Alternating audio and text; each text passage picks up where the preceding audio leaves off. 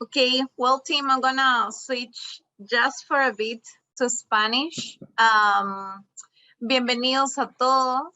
Muchas gracias por estar acá. Quería contarles un poquito una anécdota antes de empezar, porque creo que tiene que ver mucho con esto que vamos a vivir hoy, de conversaciones complejas y o difíciles. El día de ayer, que para quienes estamos y somos peruanos, ha sido, ¿no?, duro, difícil en la tarde, pero aquí estamos, seguimos, y en la tarde también tenía una llamada con Debbie para alinear unos últimos detalles de este espacio, y Debbie con mucha empatía y amor lo mencionó. Y yo decía, qué lindo cómo desde su intención comunicativa y sabiendo que quizás no necesariamente era el tópico, lo puso sobre la mesa, ¿no? Entonces me hacía pensar en conversaciones que a veces son complejas o en momentos difíciles, cómo sacar eso que podemos ir reconociendo que tenemos o que tiene el otro, también nos ayuda como a setear ese objetivo comunicacional que sí tenemos, ¿no? Así que nada, ánimo.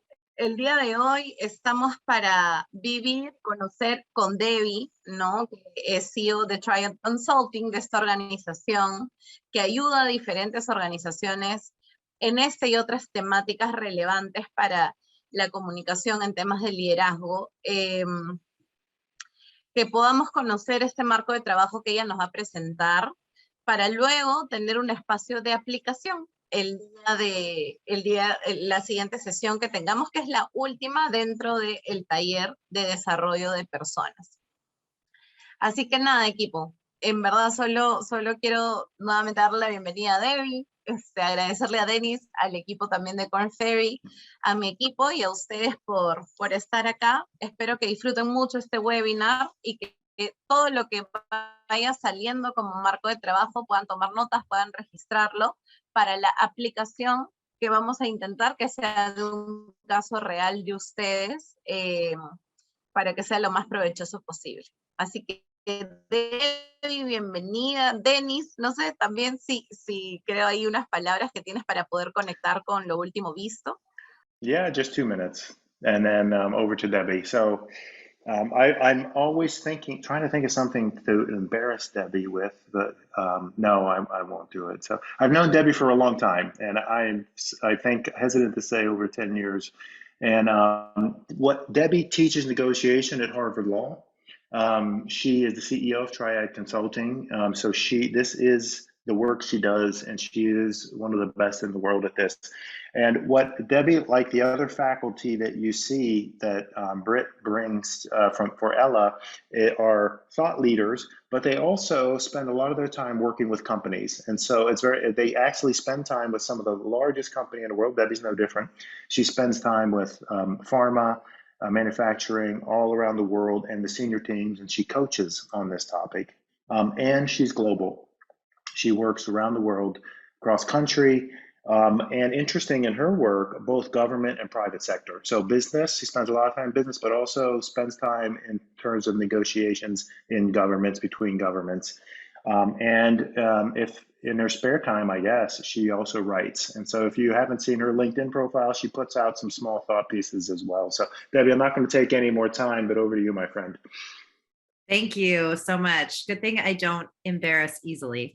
But I also think it's been closer to 20 years, Dennis, that we've known each other, which is frightening.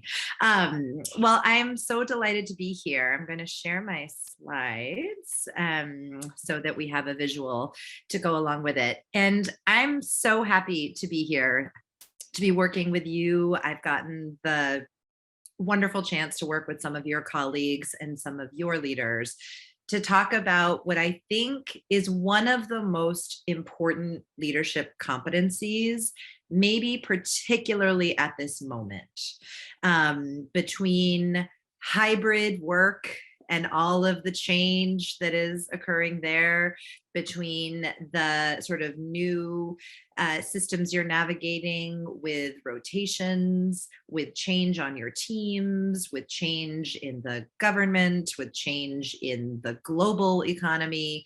There is just so much that you are all holding and navigating, and the ability to have hard conversations, deep conversations, difficult conversations has never been more important. And so I'm very excited that we're going to play with this content, because I think I mentioned this in my video, but I don't know if you've had the same fantasy that I have had, but I always imagined that as I became more senior, I would have fewer difficult or challenging conversations. I would just be so good at them that they wouldn't feel hard, or there would just be less of them. And my own experience is that as I have become more senior, I have more difficult conversations. They are higher stakes. They are more stressful for me. They keep me up at night. They make my palms sweaty. I would like to outsource them. These are conversations that I wish I could delegate. But of course, in your roles, you are the one. You can't delegate them. You're in roles of leadership because you're the one who needs to have them. And so I'm curious, actually, I would just love to see, by show of either an actual hand, or feel free to use your reaction button hand, just how many of you have had at least 3 difficult conversations this week? Just by show of hands, a reaction button or a hand. No, not many of you. That's delightful. I have had 3, maybe 4 difficult conversations today, and it's only 10 o'clock in the morning in my world. So the reality is we are having them. And I think it's important that I define what I mean by difficult conversation, because it is early in the week, but a difficult conversation is any conversation that is hard for you, a conversation that you find difficult. So there is the interesting part of this work, and why I love it so much, is that every one of us will have different things we find challenging.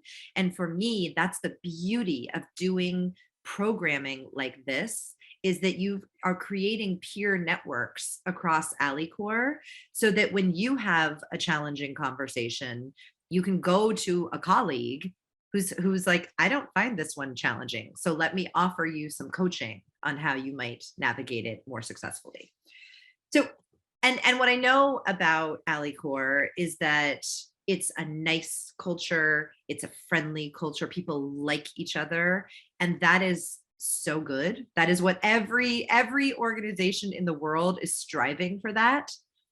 And I will just say that in my work, in working in cultures all over the world and studying it at Harvard, what I know about friendly and collegial and cultures of yes is that there is a shadow side, or sort of a dark shadow side, which is that it means we sometimes don't have those hard conversations. It means we sometimes avoid those hard conversations because we don't want to damage the relationship.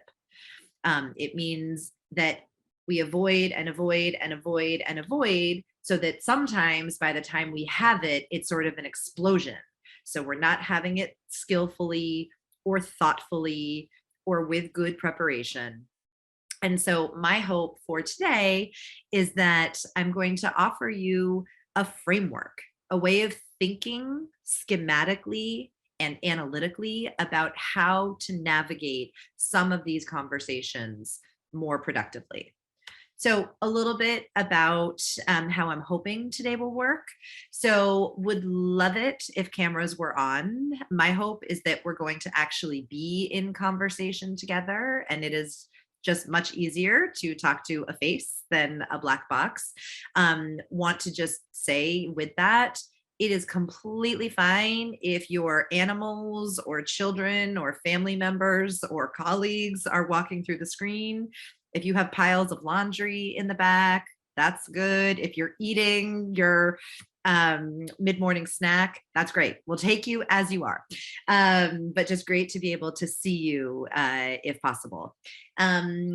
I would love if people have questions or thoughts, feel free to use your reaction button to raise your hand at any time. It's great if you interrupt, jump in with a question or pushback. I love that. We want to be in dialogue together. We'll use polls and chat. Please use the chat. And you'll be having some small conversations in breakout.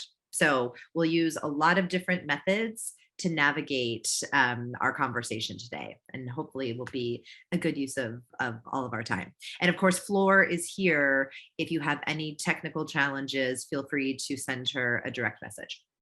So want to just share where a little bit of what I'm going to be talking about comes from. So early on in the work of difficult conversations, there was a book called Getting to Yes. And this book was written in 1979. It was written by a very famous professor at Harvard Law School named Roger Fisher, who joined with Bill Urey. And this book really changed the mindset and the way that people all over the world negotiated. Whether people were negotiating border disputes or mergers and acquisitions or family disputes, that this really changed the idea of negotiating in a collaborative way, that we should separate the people from the problem and not attack the people, but work together with the people to solve a problem. So we're sort of, it's a collaborative endeavor, even as we're negotiating. And my business partners and colleagues were students of Rogers and then colleagues of Rogers, and love this idea that in order to get hard work done, hard negotiations done, we should separate the people from the problem. But there was a question that kept emerging, and it was this: what happens when the people are the problem? When they are being difficult, or the topic is just so hard and we just can't work collaboratively? What happens then? And that question is what sparked the book, Difficult Conversations. And so what I want to offer you, and this book offered a framework. So for those of us who think, either you're just good at this or you're not, this really changed that idea to say we can all get better at it. Navigating hard conversations is a skill. And if we have an analytical framework, we can each be better at diagnosing where we are in the moment and then have skills to help us improve. So that's what we're going to offer you today, is this framework. And I think what's helpful is for each of you to have your own list in your heads of what are the kinds of conversations that you find difficult. Because I said earlier, it's different for each one of us, right? For some of us, it's talking to very senior leadership. For some of us, it's actually messaging that there's going to be a change, which I imagine has been a conversation many of us has had. For some of us, it's right-sizing someone's expectation or negotiating deadlines. But actually, I would love for you to talk with some of your colleagues about what are some of the conversations you find hard. And I will just name that we're having these conversations at work, of course, but also we're having them at home. Anyone who has teenagers can probably relate to that. Those of us with aging parents can relate to that. Some of us are having difficult conversations all around. So as you talk to some of your colleagues for just about 4 minutes, it's a quick breakout, would just love for you to reflect on what are some of the types of conversations that would be in your list of challenging. So we're going to send you to a quick breakout, and then we'll hear about them on the other side. See you in a few. Okay, and I'm going to drop the instructions for the breakout in the chat so that you can know what you're talking about, and I will bring you back at the end of 5 minutes. Okay, thanks, Flora. Okay.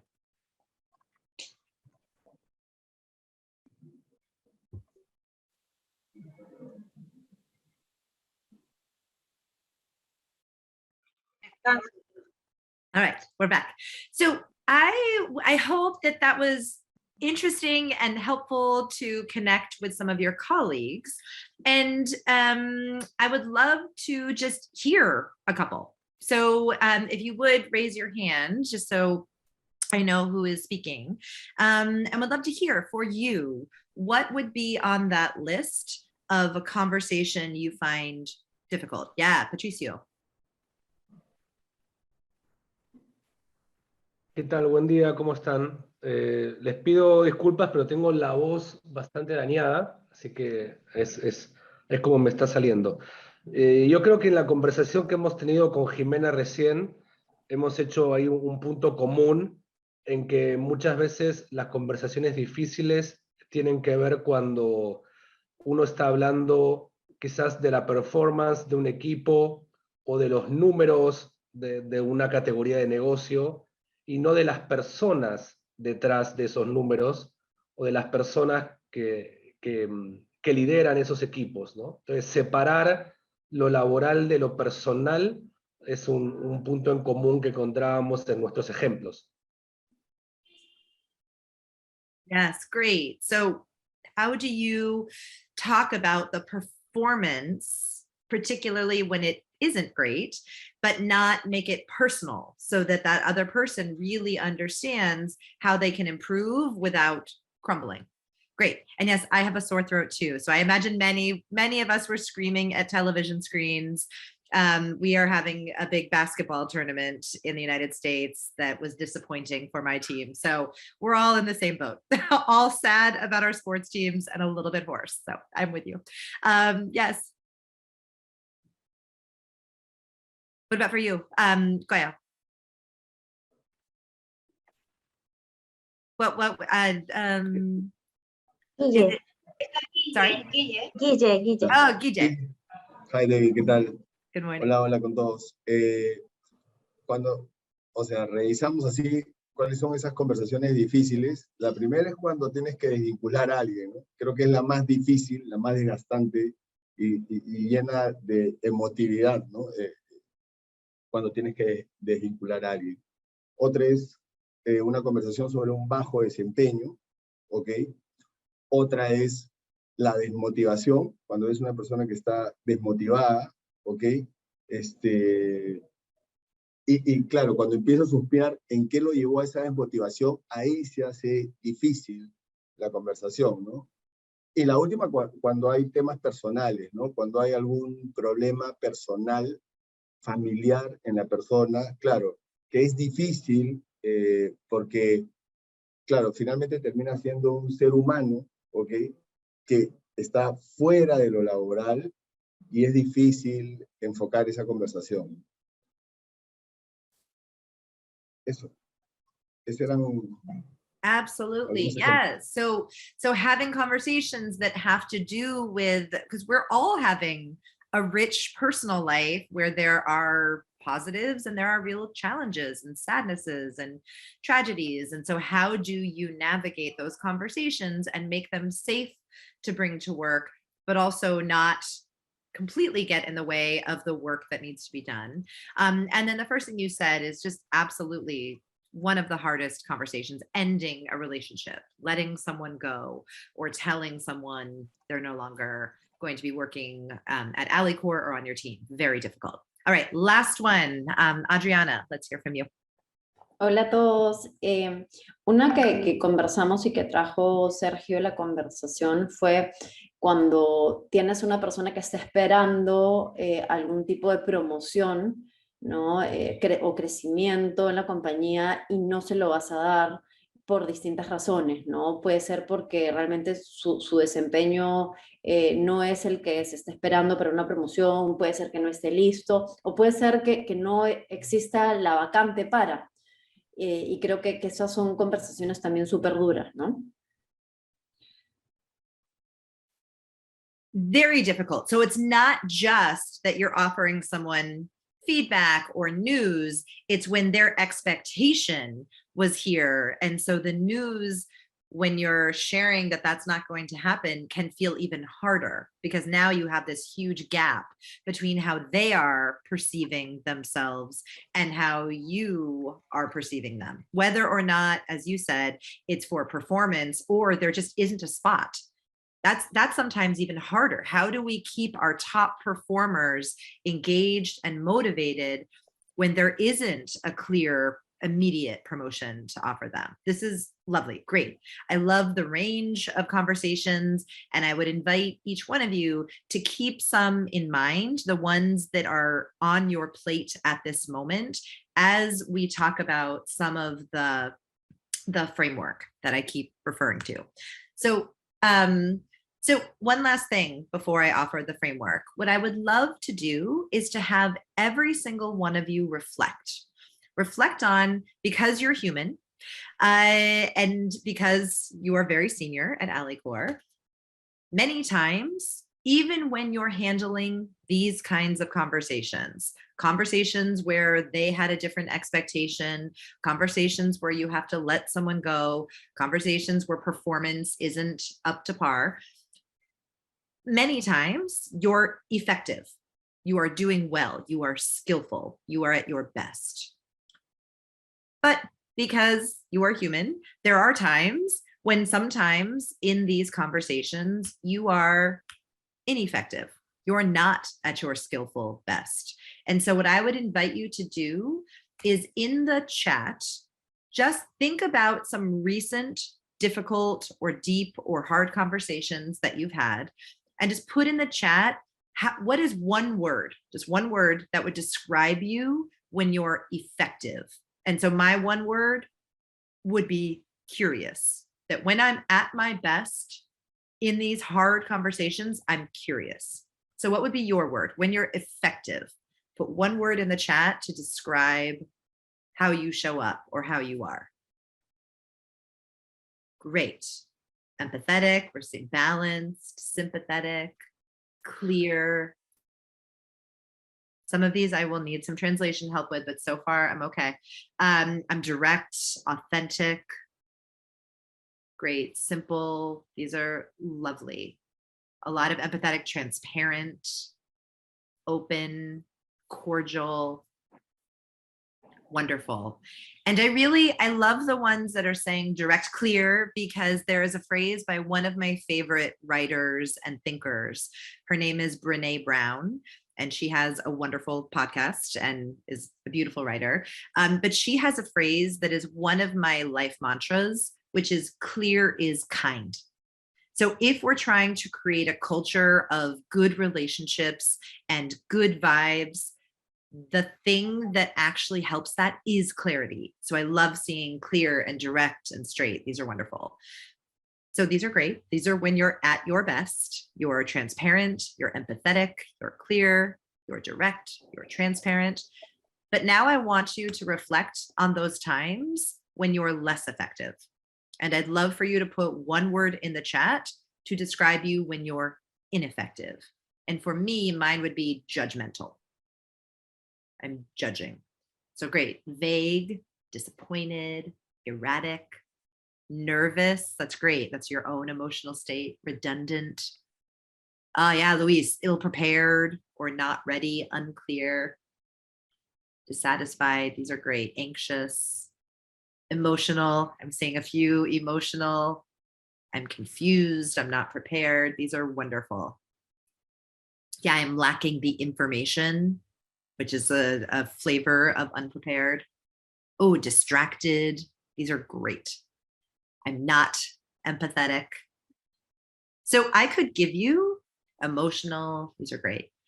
I could give you some very quick advice, and then we could be done here. Here's my advice. This second list, cold, emotional, not empathetic, unprepared, just stop it. Stop doing that. Stop being unprepared. Stop being unempathetic. Just stop doing that. Okay, that's terrible advice. I hope you are thinking, Debbie, that's terrible advice. That's terrible advice. Because the reality is this. The reality is that most of the time, because I know the standards at AliCorps, and you would not be in this Zoom where you are if you were not mostly showing up that first list, right? You are mostly effective. And there are times, and it happens to every single one of us, myself included, where something happens that pulls you to this red list, this second list. And so what I hope for every single one of you is that you leave this session with two things. One, with at least one idea for what is it that pulls you from green to red? What is it? What is a trigger for you that pulls you from your best to your less effective selves? And I hope that you have at least one strategy for how to pull yourself back. That once you're in this ineffective state, which we are all going to be in, and by the way, guess who knows it first? Guess who knows that we are not being effective? Let me give you a clue. It's not us. It's the person we're talking to. It's our family members. It's our team. They know it. We know it later, which is a problem. But I hope we can start to have some self-awareness and be able to pull ourselves back to green. So that is really, for me, if we can walk away with those two things, one idea for what pulls you to less effective and one idea for what helps you regain your balance, that will be a success. So I keep referring to a framework. And so I want to offer you the first very critical piece of it. And to do that, I am wondering if I can have 2 volunteers. So if I could just have 2 volunteers, and if you can just raise your hand to volunteer. Great, Luis and Julio. Great, I love it. I love that you trust me, because what I could ask you to do is to like run around the office screaming, but I won't do that.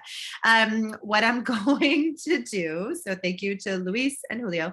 In a moment, Floor is going to put in your chat box a direct message of some words, of a passage that when I say go, I'm just going to ask you to unmute and to read what is in your chat box at the same time.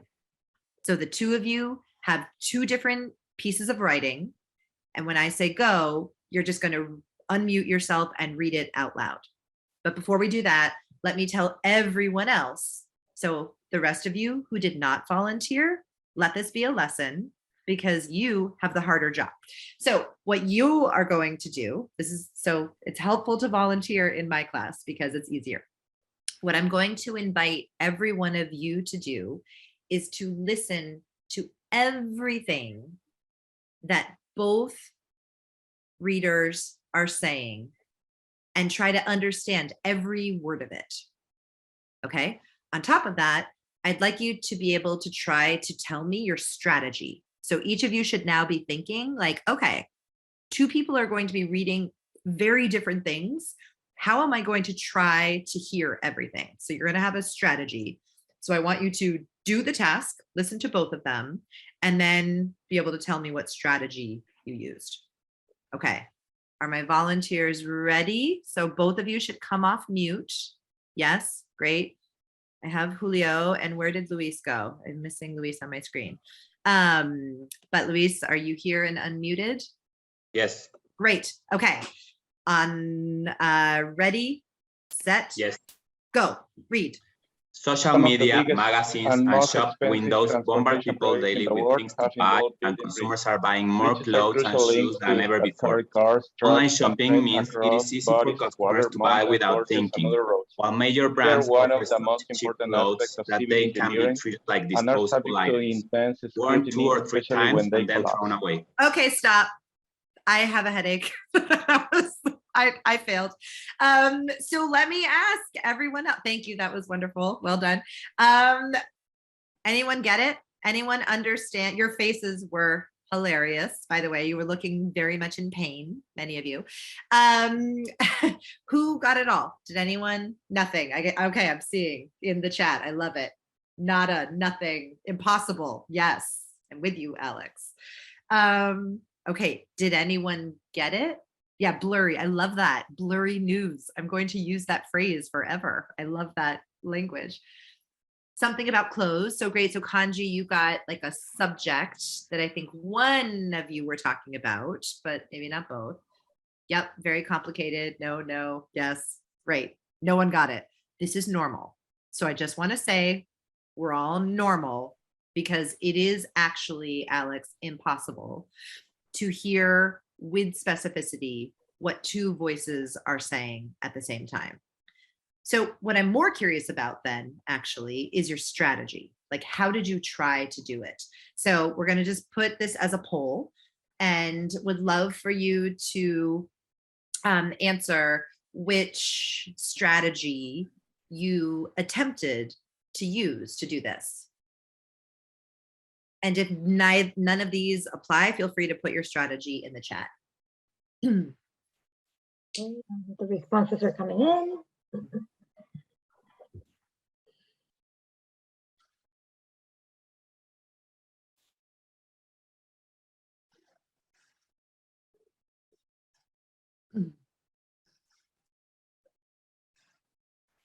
Great. Take like 9 more seconds. And then just grab who we have.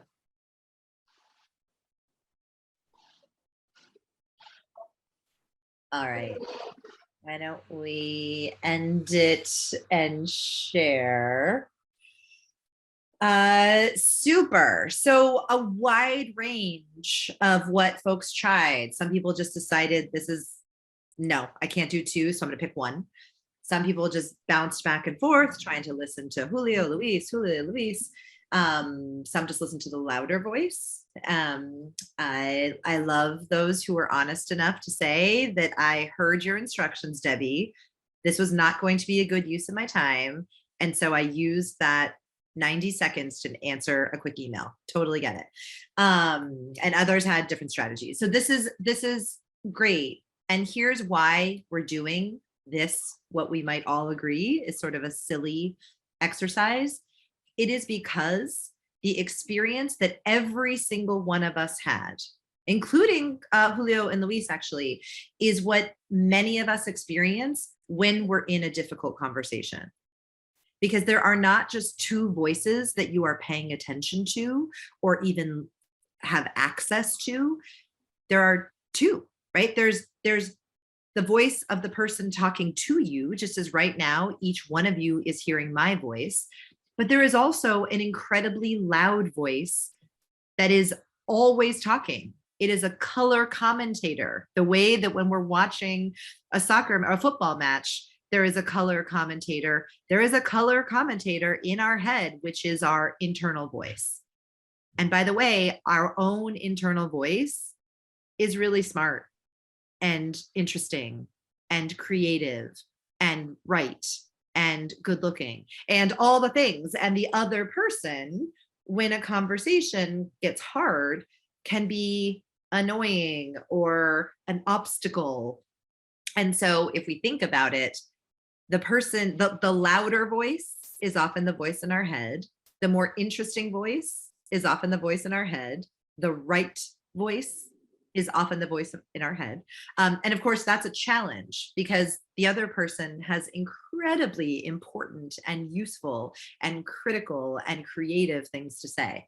But the challenge is, how do we give space in our own internal voice to get space to hear and to listen? And I agree, Jorge, that the nonverbals are critical. So let me just add on to this concept, and then I'm going to come back to your comment very directly, that oftentimes the challenge of a challenging conversation is the gap between what we're thinking and what we're saying. So let me play this out. Let's say that, that you and I are meeting, right, at this time to talk about a project. And so I'm thinking, how's the project? What I say is, how's it going? And so that's a very small gap, because if we're meeting, if it's on our calendar to talk about this specific project, saying how's it going is a small gap. If I wanted to be no gap, I would say, how's the project? So that what I'm thinking is very aligned with what I'm saying. So it's a small gap, but not too problematic. Maybe you are having a bad day. So your response is, fine, thanks, Debbie. And what you might be thinking is, here, I hate you, which incidentally is a large gap and a large problem for this conversation. It is unlikely that we are going to get a lot done in this conversation because, very much to your point, Jorge, even though the person on the right is saying, fine, thanks, I know that there's a gap. I know that you are thinking something very different. I don't know if I know that you hate me, but I know that what you are thinking is very different. And that is because our internal voice leaks out. Even if we're saying all the right words, it leaks into the conversation through my body language. Or am I rolling my eyes? Or am I am I tight? Is it clear that I'm sort of tight jawed because I don't want to say what's really true for me? So I really appreciate your comment, because I think many times we see the nonverbals and we choose to ignore them because we're so busy and we just need to talk about this project. We have another meeting in 15 minutes. We have to get stuff done, and we can sometimes bypass what is really important in the conversation. So I want to say that if we want to get better at deep conversations, at difficult conversations, we want to get more access to internal voices. And what that might mean is, you say you're fine, but I'm sensing something is happening. Is something upsetting you, or is something going on? It means actually asking and leaving space for them to offer their internal voice. So we need to negotiate not just with what people say, but what would they really think and feel, what's in their internal voice. And by the way, we need to find a productive way for us to say what we think and feel, so that we're sharing with skill what's important to us, so that we're not sugarcoating messages. I was very struck that when we talked about our list of what was effective, clear and direct showed up on many of your lists. And so when we're at our best, we are skillfully clear, we are skillfully direct, we are empathically saying what is true for us and inviting the other person to say what is true for them. That's really at the heart of what makes challenging conversations more productive. And from some of the work that I know you have done with Amy Edmondson, who has been at AliCorps in prior years, when there isn't safety, when there isn't psychological safety, those internal voices get louder and the gaps get wider. So as leaders, we need to do work to create the space for people to share what is true for them, which then actually creates space for us to share what's true for us.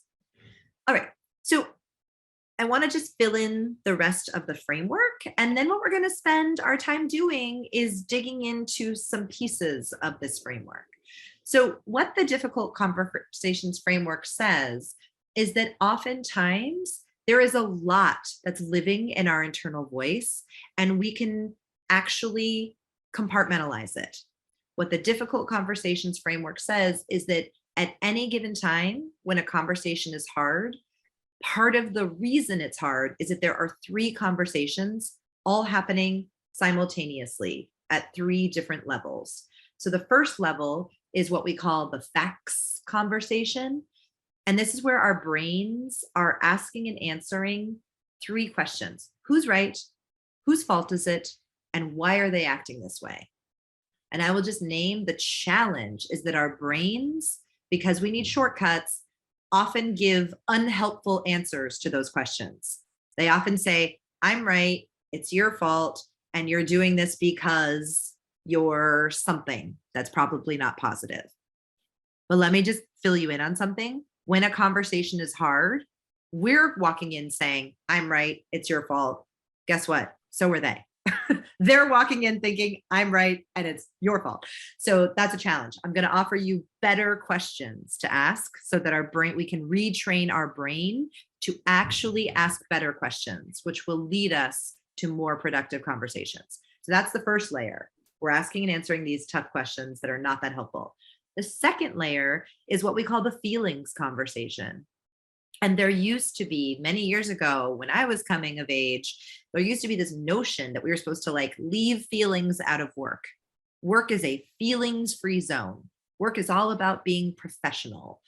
And of course, that's ridiculous, because what we know from amazing neuroscience research all over the world, researchers are studying this.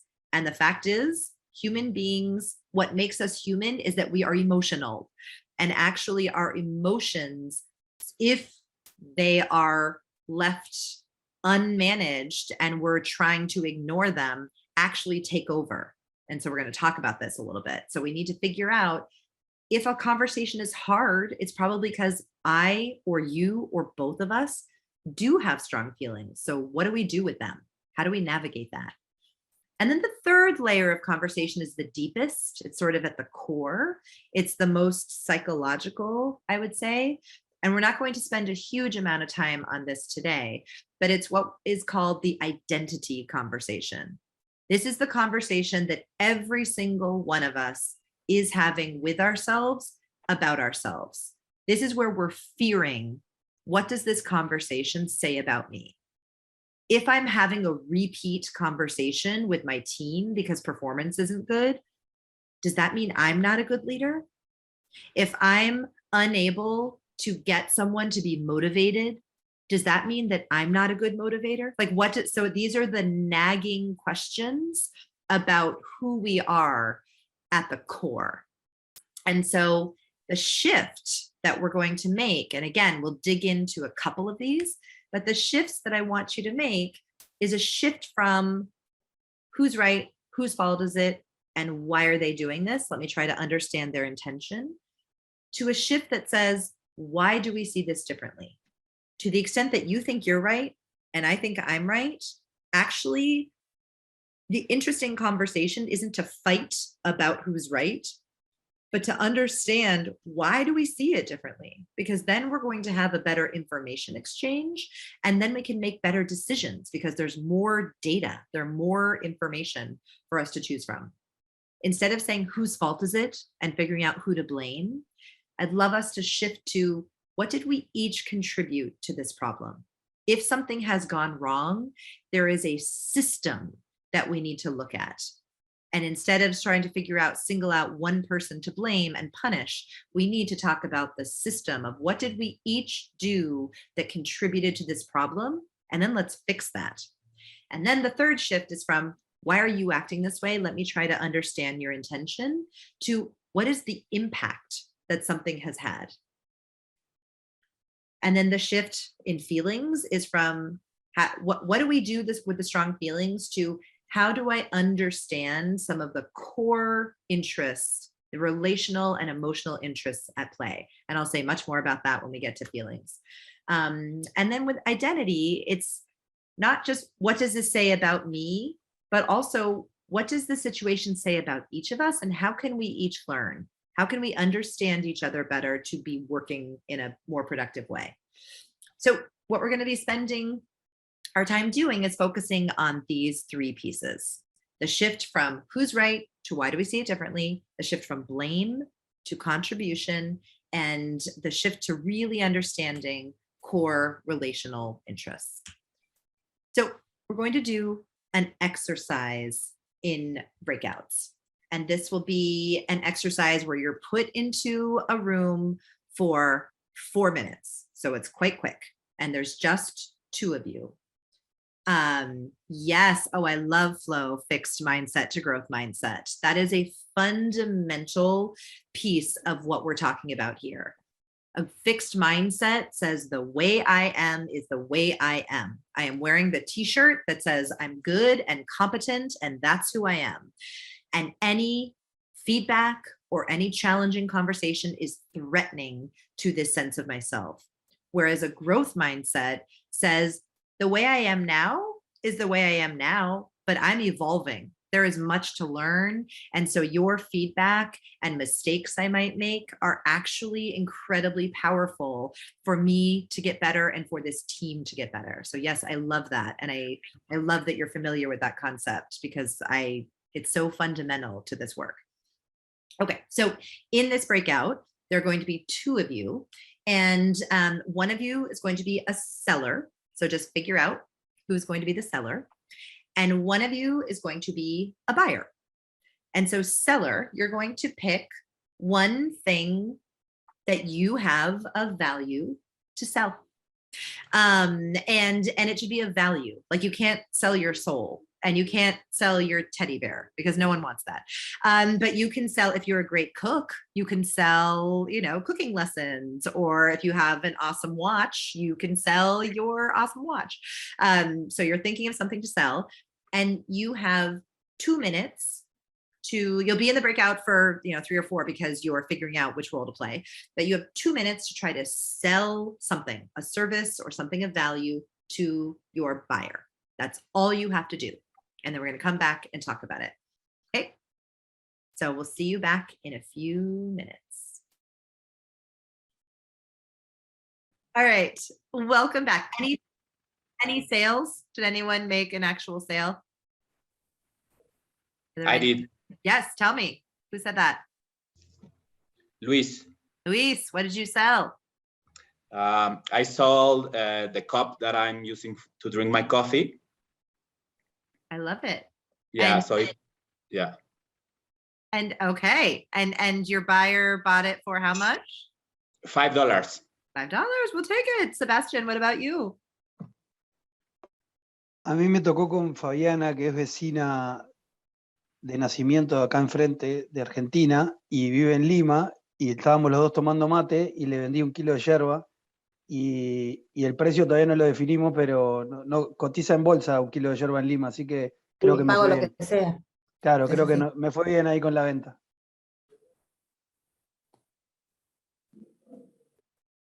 Tienes que aclarar que es hierba mate, no vayan a pensar Well, otra I cosa. love though that you understood a Esta. shared interest, and you're drinking it now.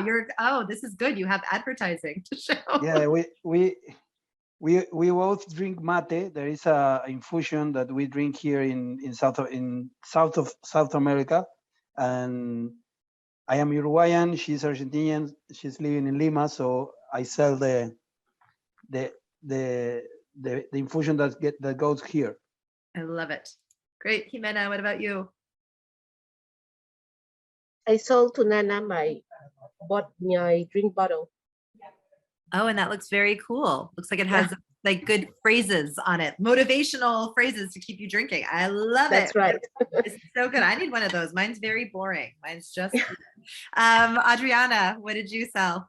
Yes, I sold a course, a 3-hour course on Saturday, that Feng Shui, to improve. I'm coming. Yes, to improve the relationship with the people, to improve the job, the fame, the relationship. I put my blue clothes to improve the fluid conversation with the person. Oh, I sold also 20% discount if the person brief another one, and I will do a demo. Oh, you are clearly in sales. There is so much that you did much more thinking than I tend to do when I'm put in this exercise. I love it. Okay, last but not least, Alfonso, what did you sell? Thank you. Yeah, that's great. Alfonso, what did you sell? Or I'm sorry, Alonso, what did you sell? Sí, bueno, yo le vendí a Daniel un celular último modelo.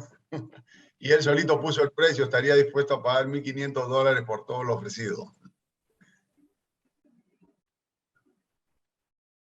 Okay, that's inflation. That's or someone has a lot of money to spend, extra money.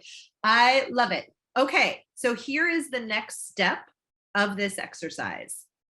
Buyers, everyone who was a buyer, I want you to reflect back on your conversation and think about if you had to put, and it doesn't have to be perfect, but the general number of statements, like sentences people said versus questions, what would that look like? So for example, if it was 80% statements and 20% questions, that means there was four statements to every question asked. Or if it was 50-50, that means it was an equal split. Or if it was 0-100, that would mean it was no statements, all questions. And of course, if it was 100-0, that means it was all statements, no questions. So just buyers, just put in the chat, what if, as you're reflecting back, what was the general sense? So 50-50, great. Okay, I see a lot of 50-50. So far, 85-15, that is more commonly what I tend to see. 50-50, 80-20, 50-50, 70-30, great. Yeah, this is 85-15, this is great, 70-30. So what we're seeing is either 50 to 560, I hope is a typo, because that would be, you did a lot of fast talking in that conversation. Yeah, great. So it's, most of it is either pretty balanced or there is a heavier balance of statements.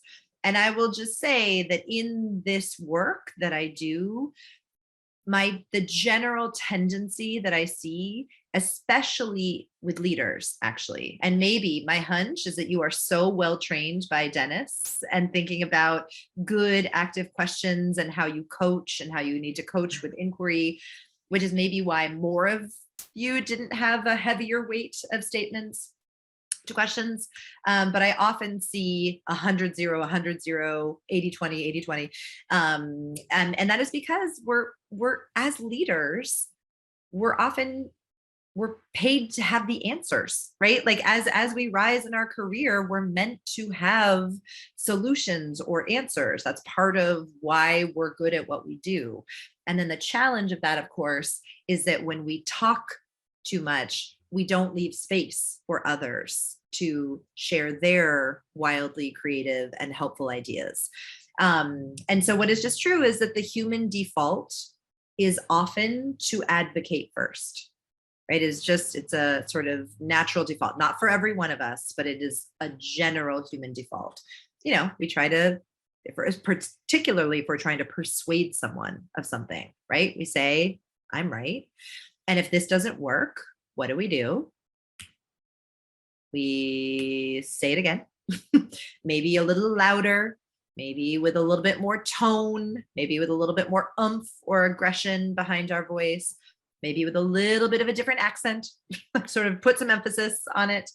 And the challenge of this is that it doesn't often work. And the reason why it doesn't work is that this presumes when we just talk to someone and offer more data or better information or a different argument, we are presuming that their head is an empty vessel and that we're just filling their empty vessel with our truth. The challenge, of course, is that their head is not an empty vessel, right? And when we're just talking at someone, our advocacy is blocking their ability to actually say and articulate what is true for them. So then it stays in their internal voice, right? They're thinking, I've actually experienced that, or I've never experienced that.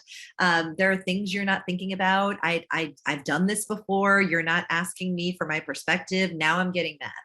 Right. So it's not just substantively I'm disagreeing. Now there's an emotional tenet because the way that you are talking to me doesn't feel good. And now I'm getting angry. So this is where emotion can come into the conversation.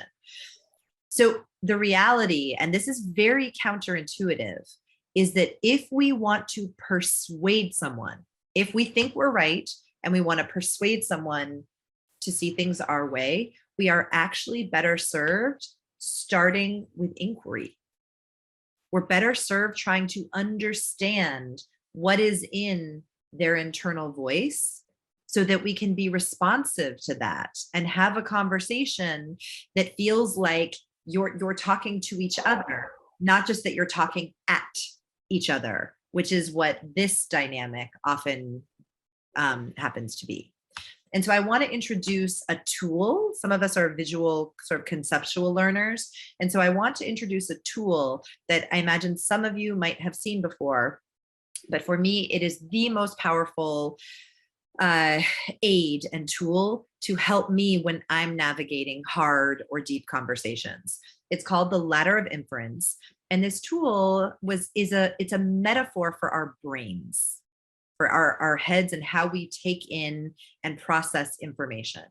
And so here's what it says. It says that in the world around us, right now, in this moment, wherever you are, some of you are at work, some of you are at home, some of you are outside, some of you just look like you're outside because you have a beautiful virtual background.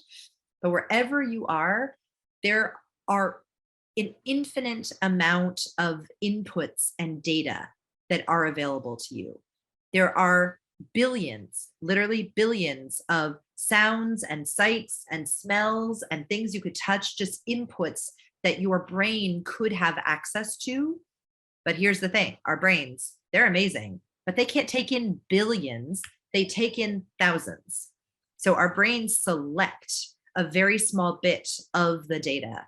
There's certain smells that we smell. There are certain things we see that we actually remember. There are certain things that we're hearing that we actually pay attention to, right? This is why any of us who have ever lived in a city, when you first move into your home or apartment, you can hear every ambulance, every traffic noise. It's just or every train that goes by. And soon you start not paying attention to it because your brain doesn't actually care to bring it to your consciousness. Because our brains are doing this. They're selecting data all the time. And our brains are taking this data and filtering it through what we care about, our field of study, our culture, the messages our parents taught us, the things we find interesting. So our brains are filtering things. And then at the very top of our ladder, we come to our conclusion. Another word for conclusion is opinion.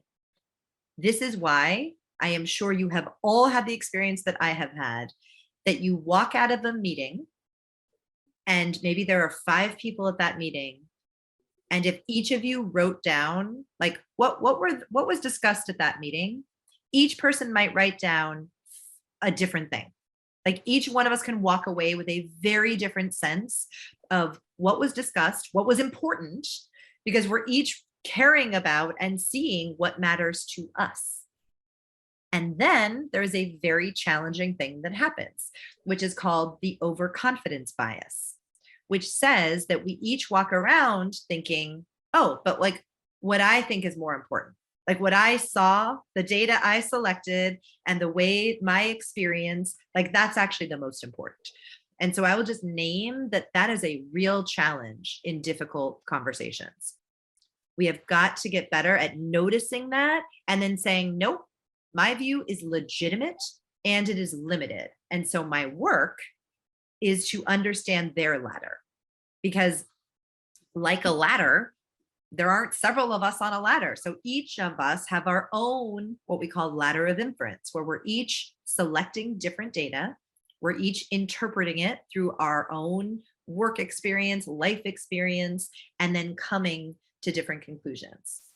And the challenge is that we often just stand at the top of our ladders fighting about who's right. I'm right. No, I'm right. No, I'm right. No, I'm right. That's not helpful. What is helpful is to actually do the analysis, to not try to convince each other that we're right, but actually to ask the question, why do I see this differently? And what that will mean, if you're asking the question, why do I see it differently? What that will mean is that the conversation will no longer be a fight at the top of our ladders about who's right, but what the conversation will look like is me asking you questions, is me really trying to understand, what data are you looking at? What experiences have you had? How did you come to that conclusion? With curiosity, I'm really trying to understand. And then through the skill of inquiry, I will share with you, Here's how I thought, oh, that's so interesting. I thought about it differently. Here are the pieces that I was drawing from. Here's the experience I had when we did a similar project like this last year. And here's why I see it this way. But now we have much more information to go on so that together we can make better decisions. And so a measure of success for me is if the next time, if I were to pop in, and I hope I do get to come to Lima and meet you in person, but my hope is if I popped into a meeting that you were conducting, that I would hear you say, I wonder why we see this differently. Like, instead of trying to persuade each other, I wonder, let's just figure out, because everyone in here is smart. So the fact that we're disagreeing, let's figure out why that is. That's the measure of success. And sometimes we're not curious. Sometimes we feel very, very certain. And so I wanted to offer you just a few questions to have in your back pocket, so that the hope is that you actually are curious. And so these questions are coming naturally, but sometimes you just need a menu to choose from. So I offer this to you because these are questions that I personally find very helpful, right? What would be helpful for me to know that I don't? Because I will just tell you, there is a lot we don't know. We know what we know, which means all the rest of the things are things we don't know. And so asking people around you, what don't I know that would be helpful, or what am I missing? My favorite, frankly, my very, very favorite question doesn't even have a question mark at the end of it. It's say more. Tell me more, because people always do. Okay.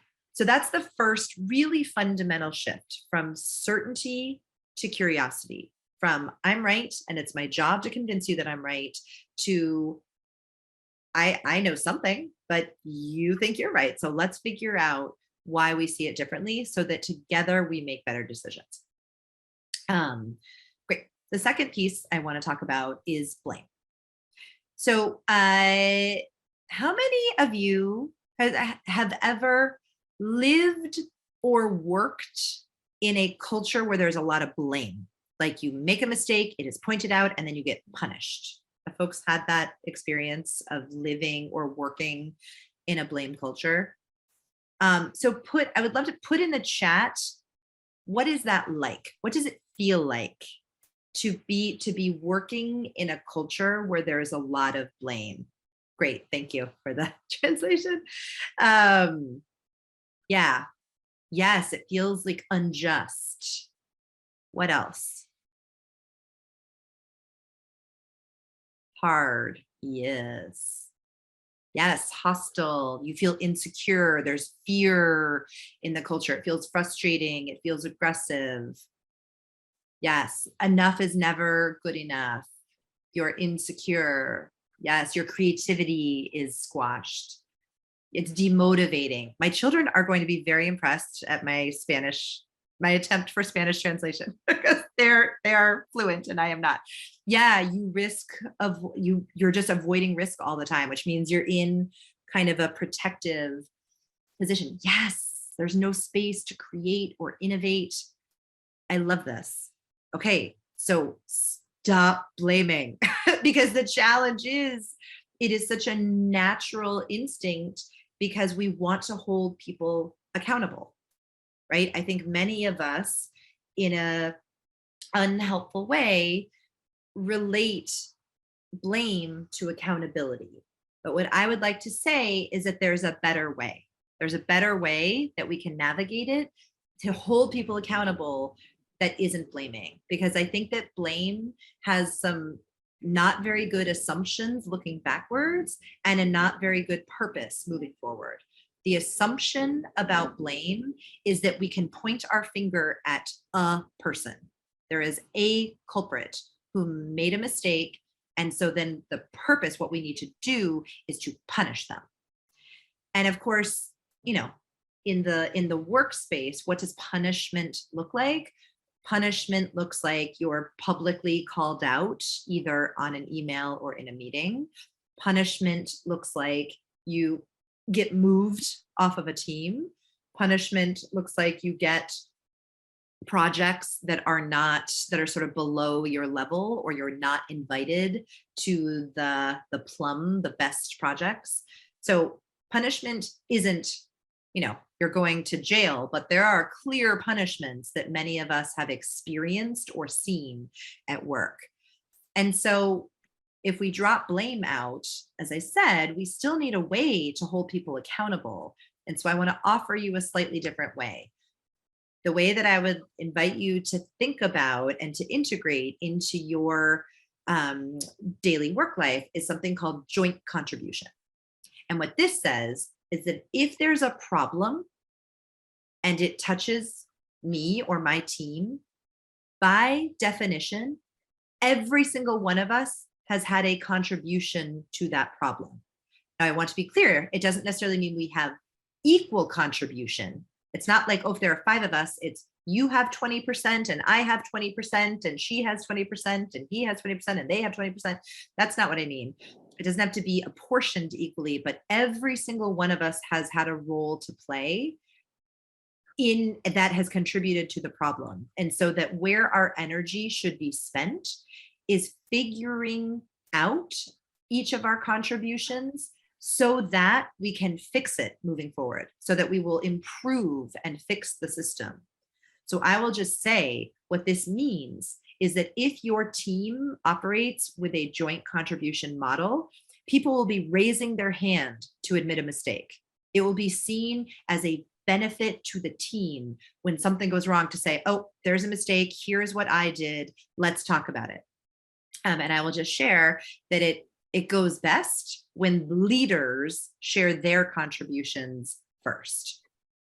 As a leader, it can often be hard to see our contributions because we're thinking, no, this was your task. I delegated it to you. Like, you didn't do it. So how am I contributing to this? If you have the training and have the skill, like, you didn't deliver, like, I'm going to blame you for that. So if that's what you're thinking, I want to just offer a few contributions that can be hard to see, but are often very real for leaders. So the first one is my favorite, not my favorite, real favorite, but it's one that I see a lot, which is avoiding. If you avoid giving someone hard feedback, if you avoid a series of hard conversations, you are contributing to the problem because you are letting someone continuing to behave in a particular way because you have avoided having that conversation. Or how many of us have said this? I certainly have. I'm not proud of it, but I have said, I'm available anytime, reach out. I have an open door, come see me. But I've been so busy that when they reach out, I don't respond immediately, or I say, oh yeah, I can talk to you next month, right? I'm sort of unapproachable.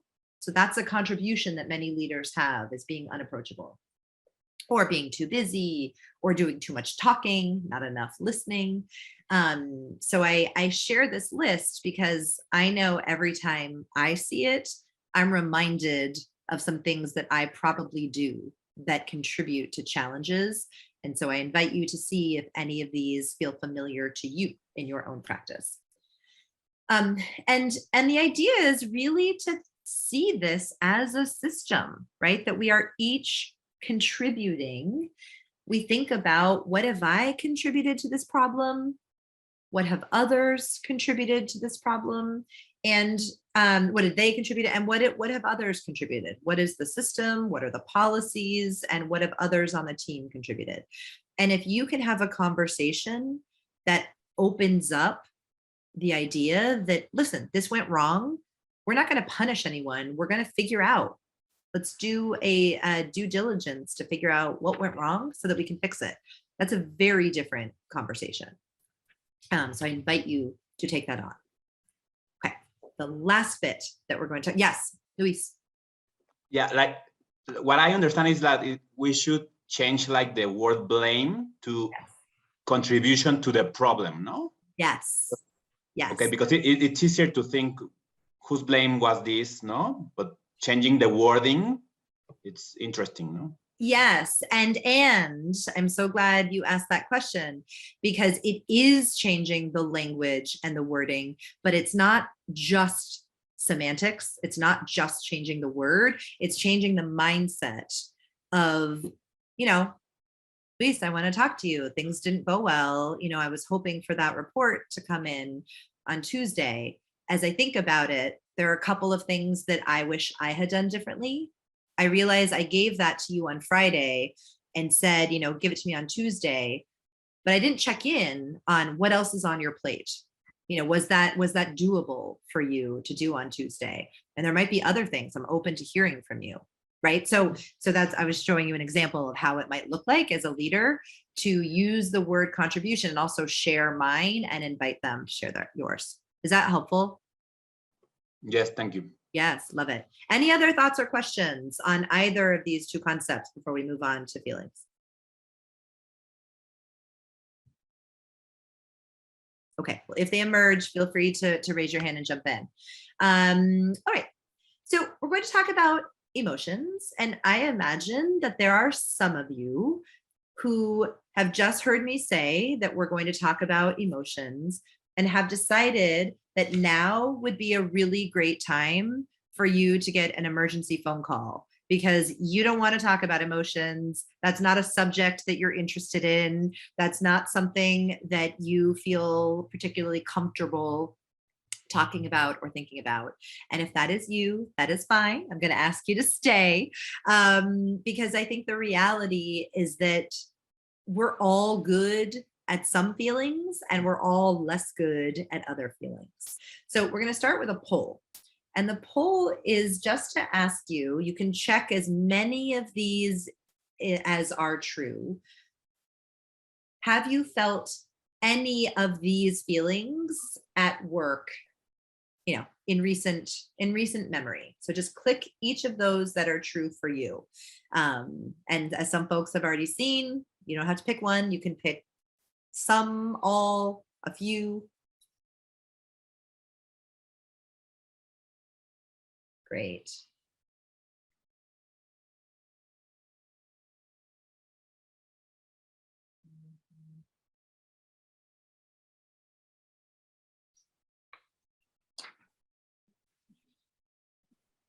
Love it.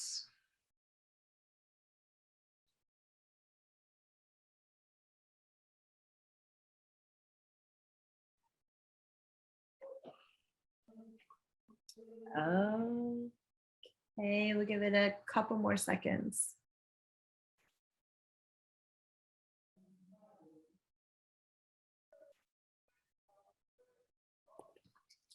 Okay, let's see. Let's end the poll and share the results. Great. So, yep, you have feelings at work. We have just debunked any sort of myth that you check your feelings at the door when you go to work, even if you're working in your home, that you go about your day in a professional, business-like, sterile environment. And I don't know, I guess you pick up your feelings on your way out and bring them to your family to enjoy, which they don't. Yes. So, and that's right. I bet, Dennis, that many of you have felt all of these in one day. Sometimes we feel all of these in one conversation. But the reality, I love it, the roller coaster. The reality is we are feeling things all the time. And for me, that's a sign of goodness. If you weren't having strong feelings at work, then you're not passionate about what you do. You don't care. You're not motivated to lead and be ever better. So while it's hard that half of us have felt angry or disappointed, and that most of us, I will just note, the two winners are happy, which is lovely, and stressed, right? So we're feeling all the things at work, and they're here. And so to ignore them would be a disservice. So I want to just share, I imagine some of you have some familiarity with this, but I want to share a little bit of the neuroscience research, because I find it so fascinating how much we have learned in the last 10 to 15 years about feelings and about what is happening in our bodies and in our brains when we feel strong emotions. So what I'd invite you to do is to go on a little bit of a visual journey with me. So I'm going to describe something, and I want you to just sort of visualize that this were your life. So if you are someone who likes to close your eyes, feel free to close your eyes. Nothing bad will happen to you. And if you want to just keep looking right at me, that is also fine. So I want you to imagine that you had a good night's sleep last night. So for some of you, you're already done because you did not have a good night's sleep because you were thinking about the football match. But I want you to imagine that you had a good night's sleep last night. And I want you to imagine that whatever you did last night was your favorite thing in the world. So maybe it was watching a television show that you love. Maybe you had dinner with some of your closest friends or family members. Maybe you sat and read a good book, but whatever you did last night, I want you to imagine it was satisfying to your soul. So you had this great evening, you slept beautifully, you woke up without an alarm, very well rested. So the birds were chirping. It was just a beautiful morning. You popped out of bed, even if that's not what you normally do, you popped out of bed. And if you live with people or animals, they were not annoying. They sort of took care of their own needs. And whatever you drink, it was perfect. It was the perfect cup of tea or coffee or juice, whatever it is. And then I want you to imagine that when you either logged on to do your work for AliCore, or some of you, if you came into the office, depending on which days you're coming in or working from home, I want you to imagine that as you think about your list of things to do for the day, they're your favorite things. I want you to imagine that what is on tap for you at AliCore were the things that you were most excited about when you got your latest promotion. Like, this is the work you love to do. So if your eyes are closed, I invite you to open them. And I would love to hear in the chat, if this were your life, if you were well rested, if your heart and soul were full, and if you were about to tackle really interesting and engaging work, I want you to just put in the chat, what would your emotions be? What would be the things that you're feeling?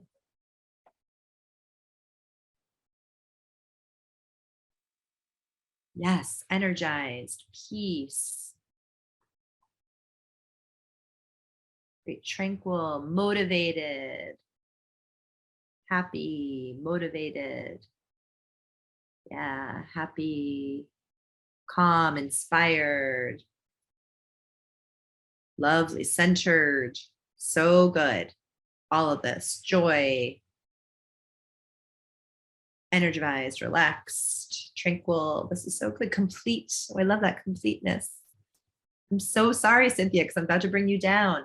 Balanced, good, and inspired. This is lovely. So you're in this space, you're ready to tackle the day, you turn on your computer or you open your phone, wherever you get your email, and you get that email. You get that email from that person. Does everyone have a that person? Like, you haven't even opened the email yet, you just see their name, and you know that your day has just gotten terrible. Like, you know that this is just the worst. How would you be feeling now?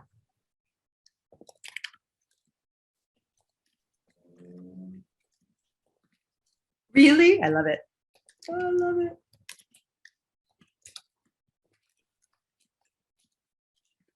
Annoyed, stressed. Why? Yes.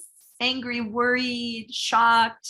Yes, it's like a shock to our system. I love it. Back to reality. Thank you, Franz. You're like, so this is more like it. That fantasy was lovely, but short-lived. Yes, stressed, alert, on alert. I love that, Adriana. Yeah. So just to be clear,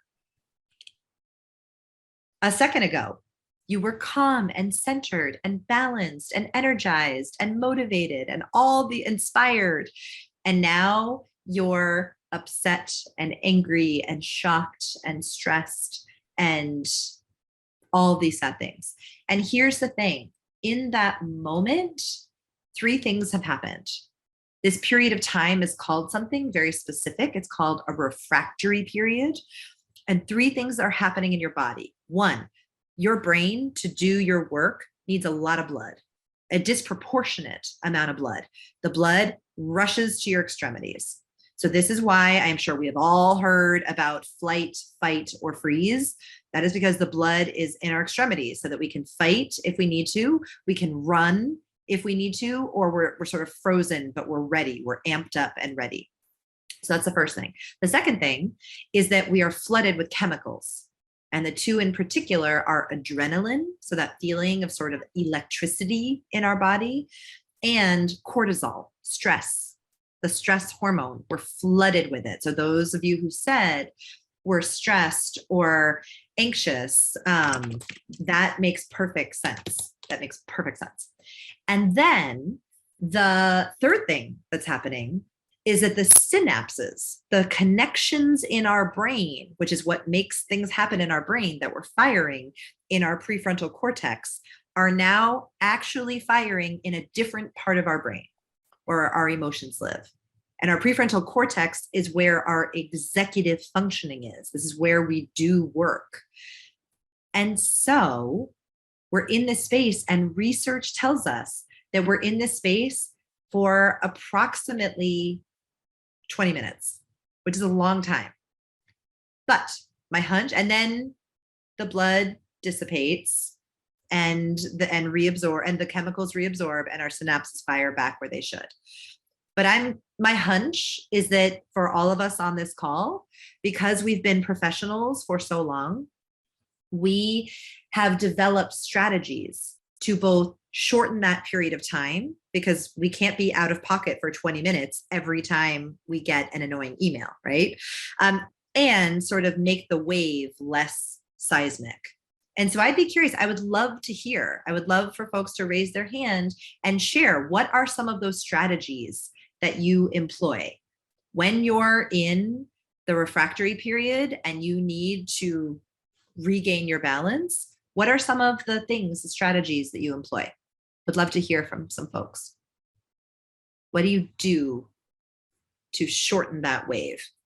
Great, go outside and breathe. Very helpful. What else do folks do? Breathe, a lot of breathing.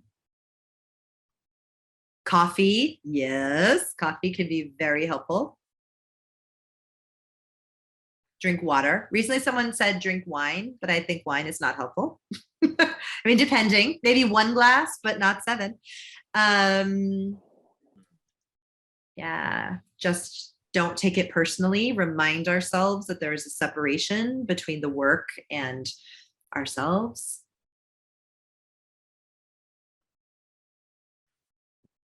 Great. Yes, listen, music is very powerful. There's actually a lot of research telling us that music, having a positive mental state. Yes, I write. Maybe don't respond to the email, but write somewhere. Love it. Don't respond for 24 hours. It's great. Stand up tennis. I love it. My children are at tennis right now.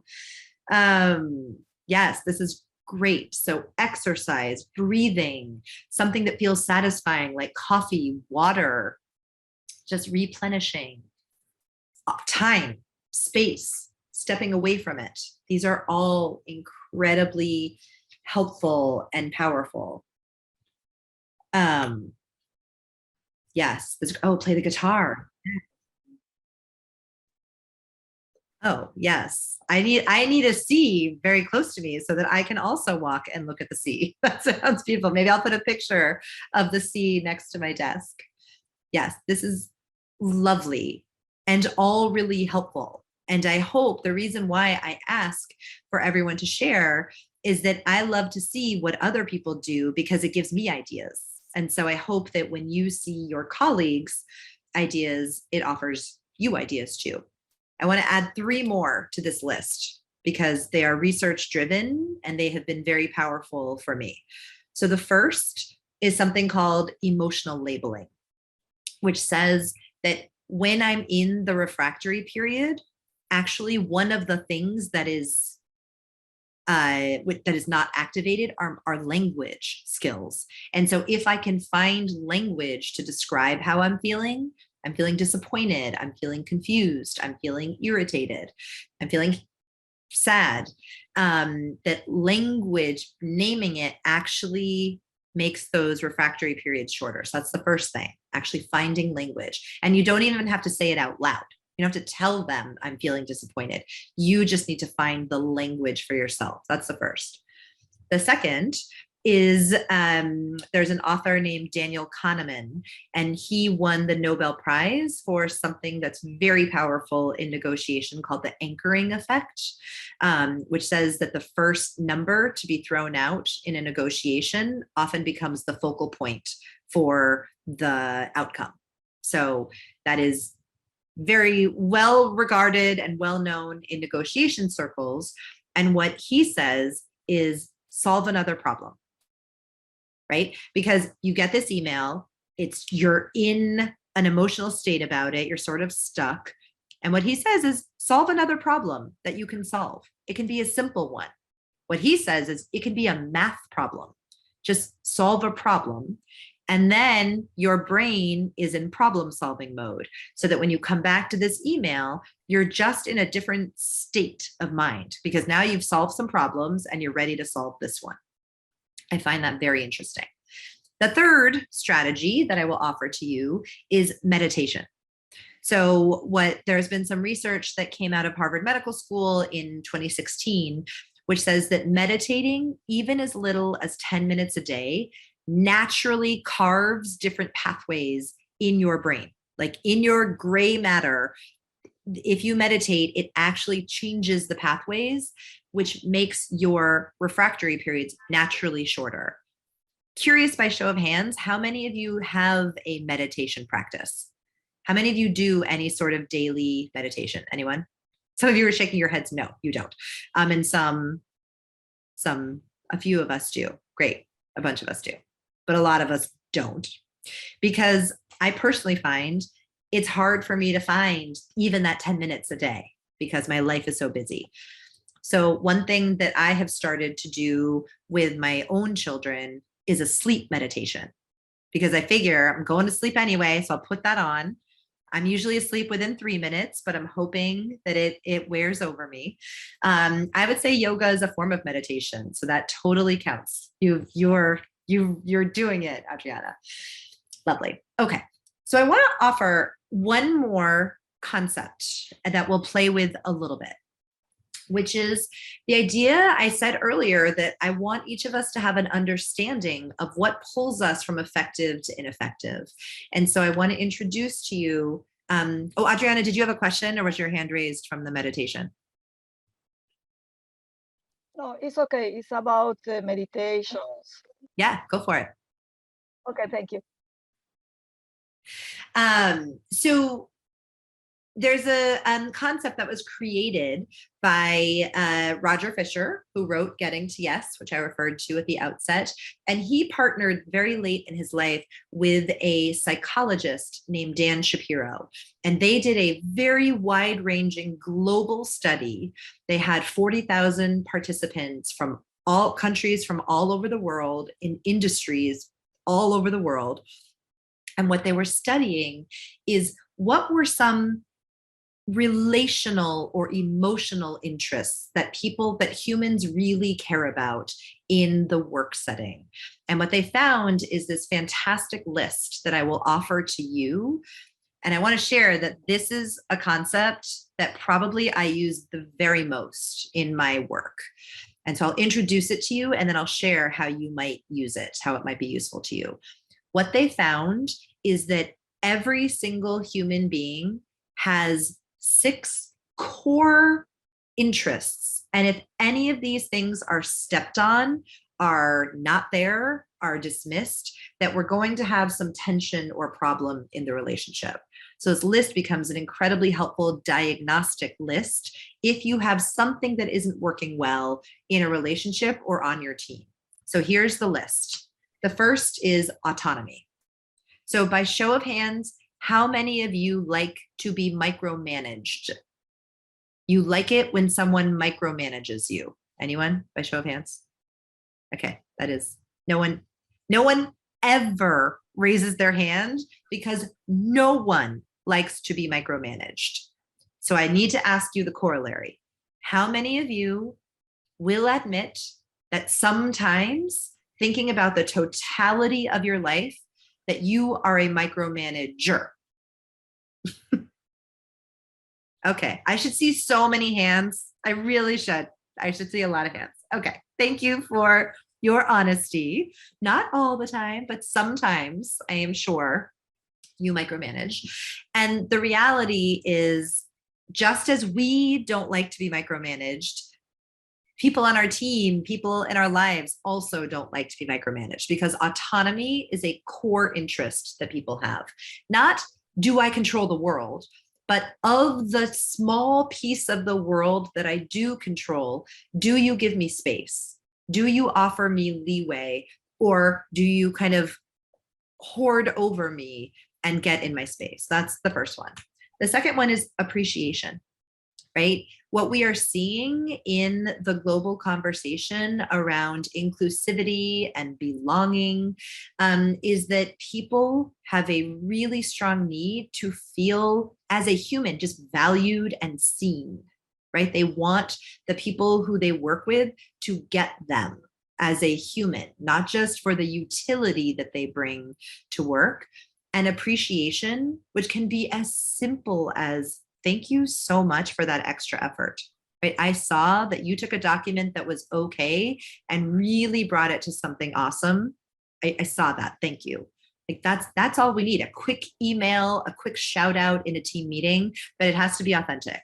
People want to be appreciated and valued. The third is affiliation. Human beings, we're wired for connection, right? We want to be part of the us. We don't like it when we're the them, right? We want to be in, not out. And, you know, if any of us have children, or I think most of us probably were children, the way that shows up for children is, am I invited to the birthday party? Am I picked for the team when we play a sport or a game, you know, during the school day? Am I picked for that team? The way it shows up as adults at work is, am I CC'd on the emails that pertain to the work I do? Am I included in the conversations when it feels like I should be included?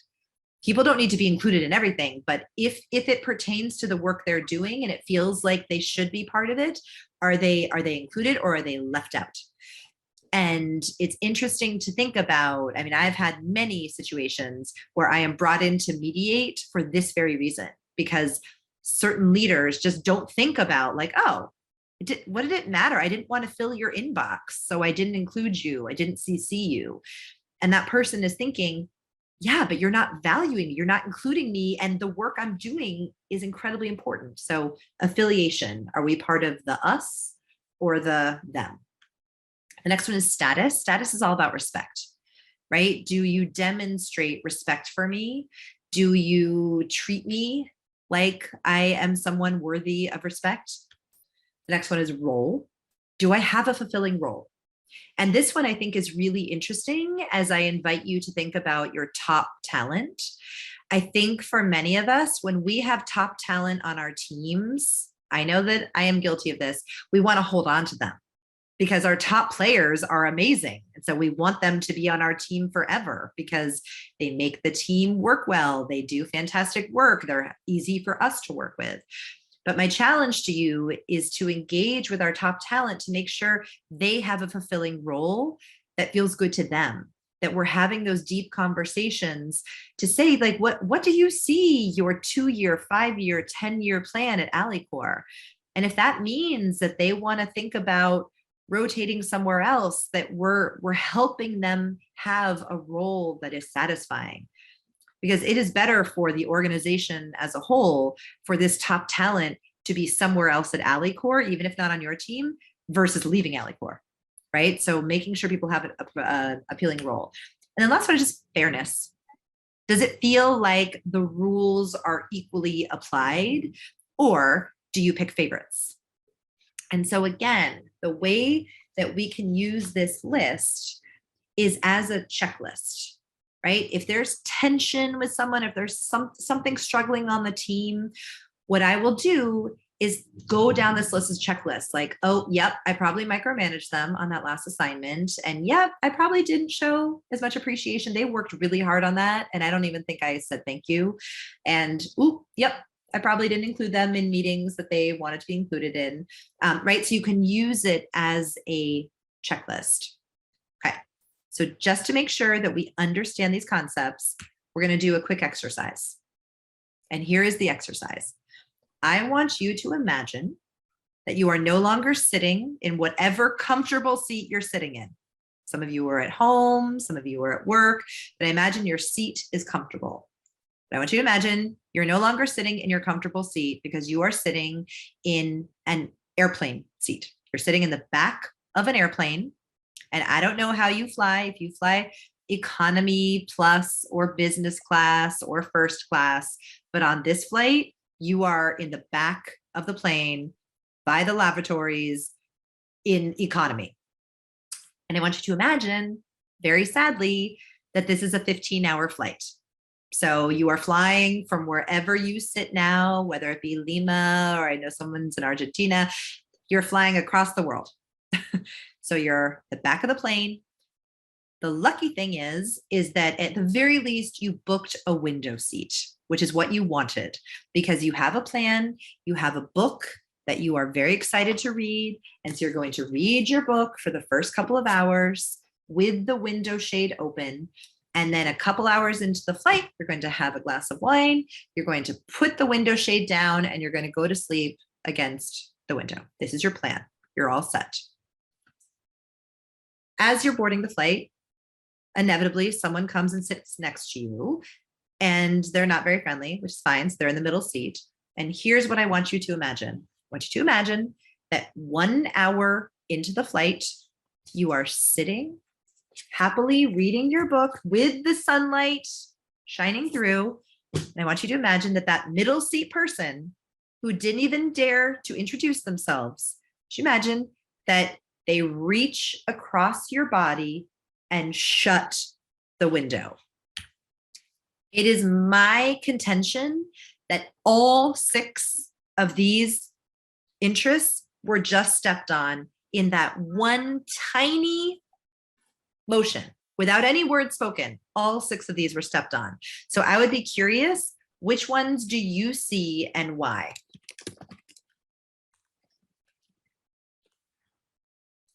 Either raise your hand or feel free to put it in the chat. Which of these do you feel like is stepped on when that person reaches across and shuts the window?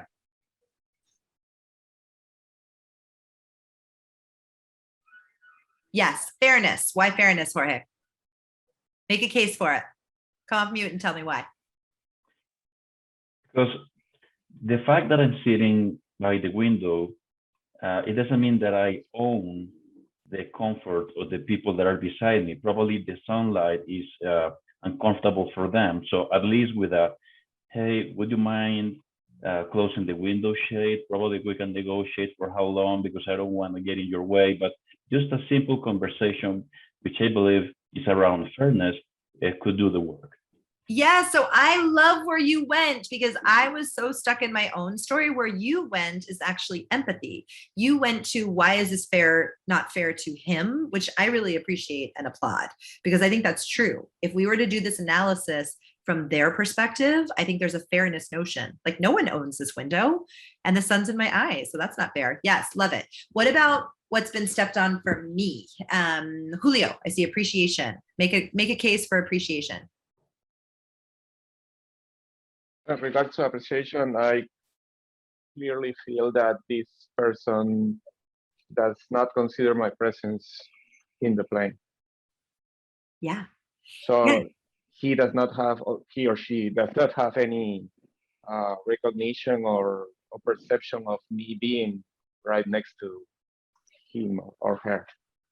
Yes, like, do you even I love it. That's exactly how I felt. So by the way, this happened to me. So how I felt was, do you not even appreciate that I'm a human being sitting here? Like, I am here, I'm human. Yes, great. Luis Alarcon, make a case for autonomy. Porque al estar en la ventana, es como que tu responsabilidad del manejo de la ventana, ¿no? Entonces, el que baje directamente estaba vulnerando esa responsabilidad. Independientemente de lo que comentaban de la empatía, si molesta a alguien, te pueden avisar y bajo esta responsabilidad uno sube o baja la ventana.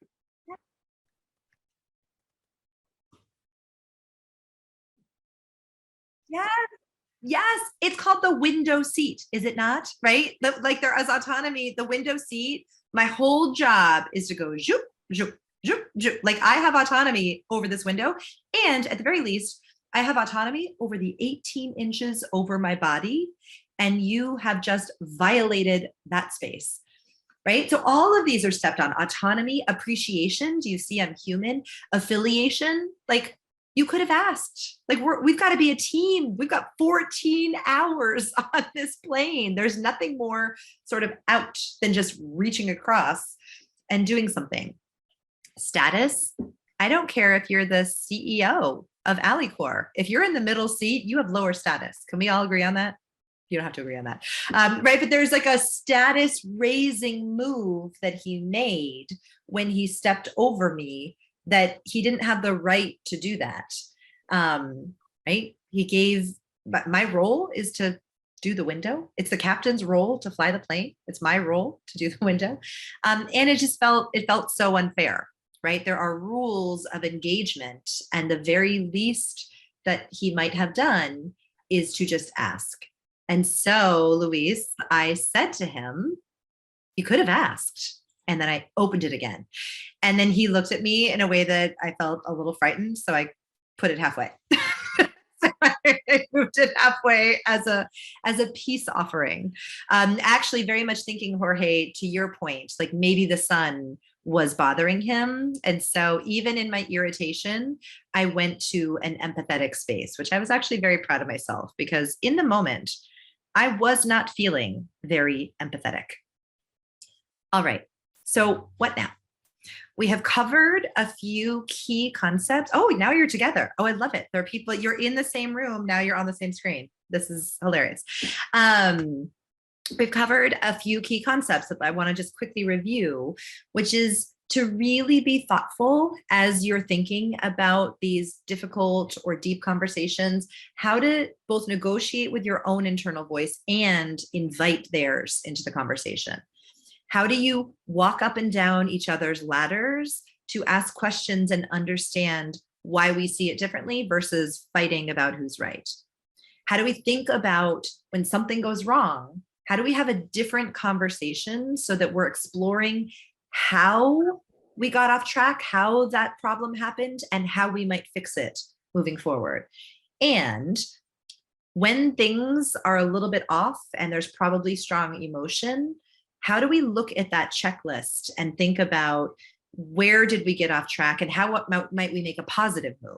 If someone's feeling left out, how do we include them more? If someone's feeling unappreciated, how do we offer appreciation? If someone's feeling like we're giving micromanaging, how do we give them a little bit more space, but also let them know that we're here to support them? So I hope that this is very helpful to you. I want to offer a call to action, which I previewed earlier. I think it's easy when we think about difficult conversations to think about our challenging people on our team and in our life. But I also really want you to reflect on our top people who don't often get the attention that they deserve, the attention, like those are the ones we want to keep. So we should be offering them more attention in some ways. And so I want to make a call to action that you engage, think about a top player and think and let them know how much you value them, which for some of us is actually hard to do. Like even expressing positive emotions for some of us is hard. So challenge yourself to express how much they mean to you and to the team, and then ask them about their aspirations, and be tying together what you did with Dennis in last session around coaching. Be a coach to them to help them find an amazing place at Alicorp, which may be on your team, it might be somewhere else. So I challenge you to do that. And just would love to hear in the chat, just one thing that is resonating for you, one thing that you found helpful, one idea or concept that you don't want to lose. Because the challenge in a session like this is that you hear a lot of things and you're like, oh, this is great, I'm going to remember it. And then you go to your next phone call or your next meeting, and an hour later, you're like, what was that thing that I was going to remember? So capture it. Put one thing in the chat that you want to remember. And we'll be happy to see each other learn. It's one thing you're taking. Yeah. Yeah, just we're fully human when we come to work, and we want to recognize that and honor that. Great. Ladder of inference, empathy. Don't mess with me on a long flight. Great. That shift to contribution. This is lovely. Breathing, just a strategy. Yeah, really working to understand their ladder. Having emotional agility. I love that phrasing. Great. Asking questions, contribution. This is so lovely. So I'm well aware that you probably have other calls, so want to be thoughtful about not making you late for future, but just want to say what a delight and pleasure it is to get to work with you, just as I've gotten to work with some of your colleagues. This is my email address. I am very happy to be a resource if you have any questions, and I wish you best of luck. And I hope that in the not too distant future, we will get to be in 3-dimensional space together in Lima or possibly in Cambridge. Would love to see you if you come up here. Thank you so much. Have a great day.